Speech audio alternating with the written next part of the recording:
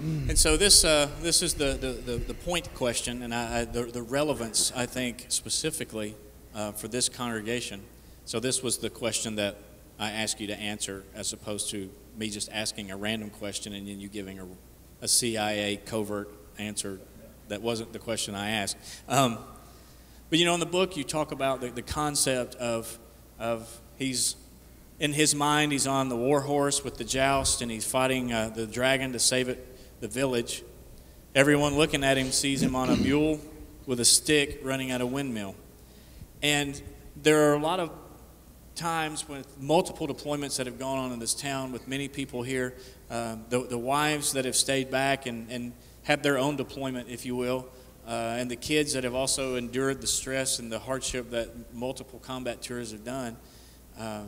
There's that questioning of, am I on a horse with a joust fighting a dragon, or did I get duped into riding a donkey with a stick and fighting a windmill? And I know that's obviously the crux of what you're talking about. What would you say to people going through that sorting process on how to deal with that internal question? Yeah.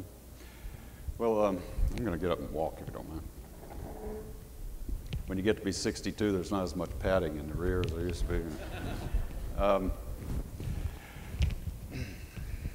Yeah, I think that's a question that we all have dealt with, and certainly there's a lot of questioning that goes on, and I think the only answer, and this I've been able, as many of us have here, I've been able to develop some insights based on a lot of travel around the world, living in many countries for extended periods of time, and really coming to the realization that for all of its faults that we have, because no nation is perfect, there's still no greater place, no country in which our freedoms can be exercised, our basic God-given freedoms can be exercised to the point that they can on the globe, like the United States. And I think the basic tie with all of us that in all of the work that we do, be it in the military or the intelligence field, or like I saw on Saturday when I dropped by the church, people spending a wonderful Saturday afternoon, and they're here collecting food and supplies for the people who in New York and New Jersey who were suffering from the catastrophic results of Hurricane Sandy. And it's very clear to me that we all exercise whatever self-sacrifice, whatever work we do for the greater good, for that greater goal, and that's the perpetuation and the sustenance of the nation that we have been privileged enough to either be born in or to move to, as my wife Maka has, who is the most dedicated patriot that you'll ever find. And it's a privilege. And it's a privilege that I think we would all fight for again tomorrow, and the next day, and the next day, and the day after that.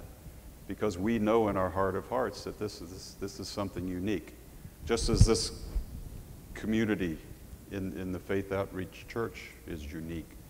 This is a human bonding of the highest magnitude, where irrespective of religious beliefs, past and future, or political beliefs, or ethnic background, or race, you all bond together, we all bond together in this human community, which is of the highest and greatest importance. And it is a human community into which all of our ancestors, either willingly or unwilling, have come and have formed this perfect union, which just doesn't exist in other places around the world.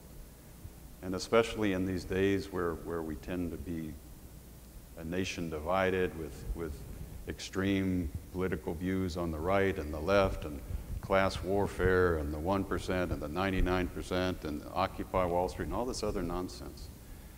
This is the time when we can better answer the quests of our ancestors, like mine, who came from Europe practice religious freedom here, and like others who have come here for economic reasons or one or another reasons, and again, willingly or unwilling, but come to this perfect union where we can exercise these freedoms without fear of persecution, and where we can live our lives in the way that we choose.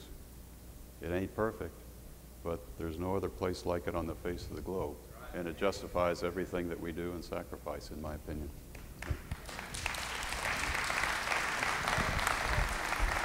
Mm-hmm.